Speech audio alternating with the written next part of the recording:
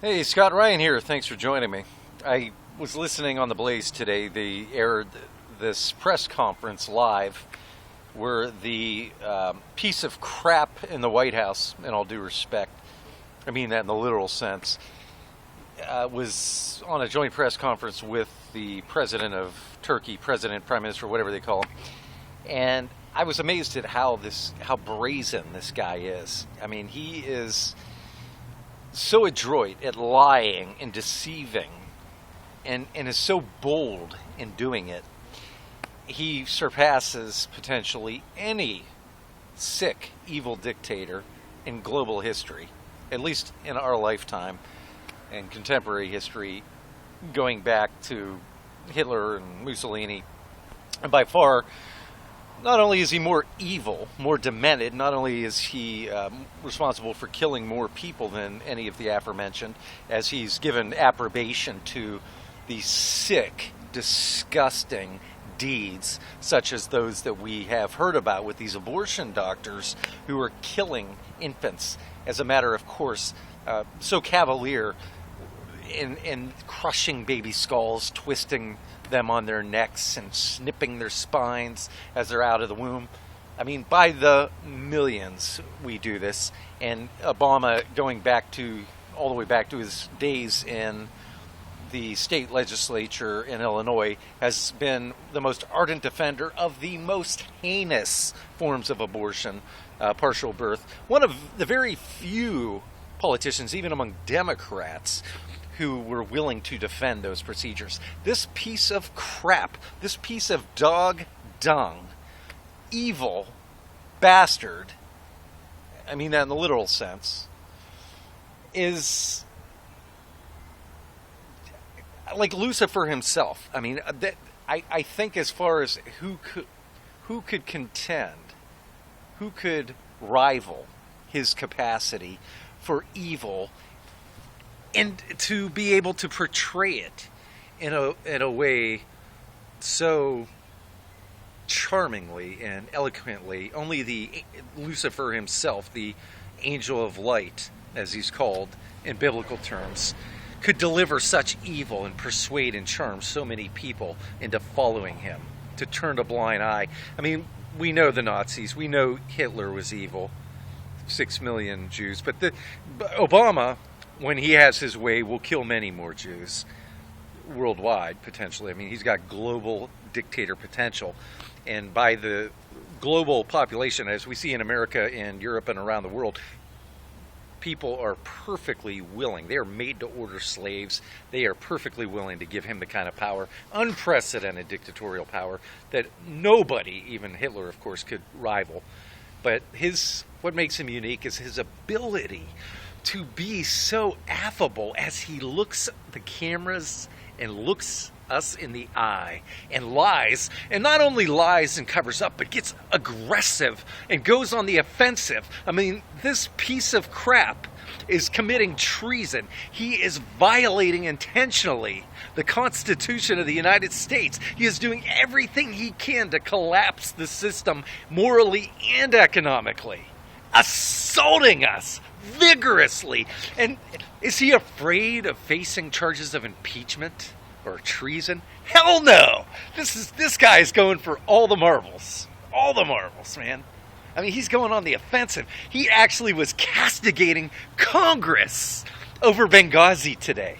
Yes! Yes! This piece of garbage who actually exploited these families and looked the parents of these dead soldiers in the eyes and lied to them. And he made them stand down. People wanted to rescue the ambassador and these former Navy SEALs. And this piece of crap went to bed because he had to go to Vegas, baby, the next day. Yes, and today he stands up in a press conference. Not only does he try to circumvent the issue, no! That's what most evil assholes would do. But this guy is special. He went on the offensive and basted Congress several times, talking about how they need to work together so that they can get funding, so they can better guard ambassadors and embassies. as though there were no warnings, as though there was nobody who wanted to come to their rescue.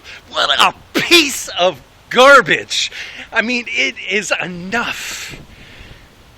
And then with this IRS, in that same press conference, the way he passionately talks about how outraged he was about this, and how because he could be a victim of a rogue IRS too, or the president could be a victim of a rogue IRS too, if they're out of power, as though that would happen.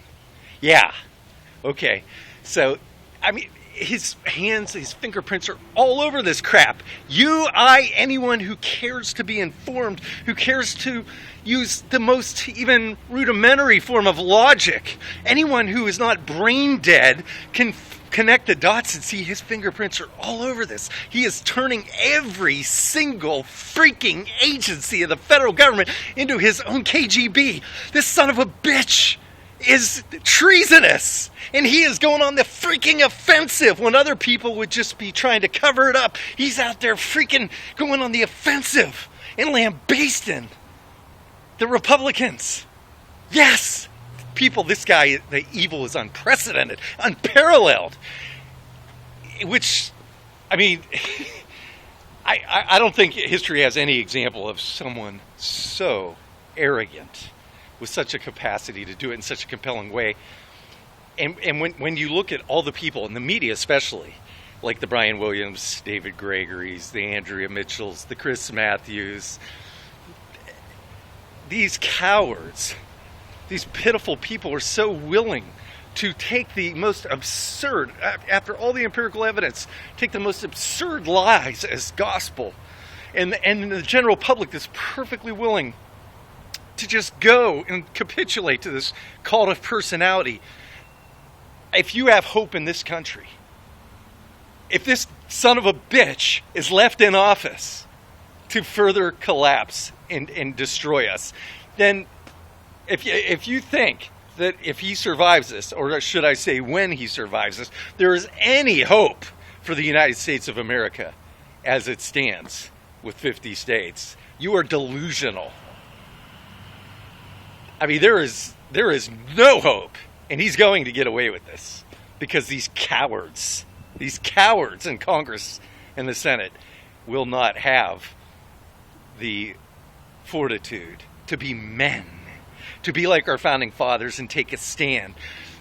I mean, if you look at the Declaration of Independence and the expatiating of our founding fathers as they built the case line by line and enumerated all the trespasses of King George III and why it justified what they did.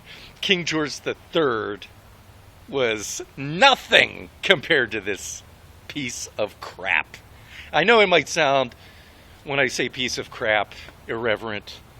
I do respect the office of the presidency, but this guy has no business in the office of the presidency. This is a coup d'etat. It is a silent coup d'etat that has taken place, that is being allowed, and it's only happening because we deserve it, because we allow it. Too many Americans. It's inexplicable. Thank you for joining me. I'm Scott Ryan. God help us.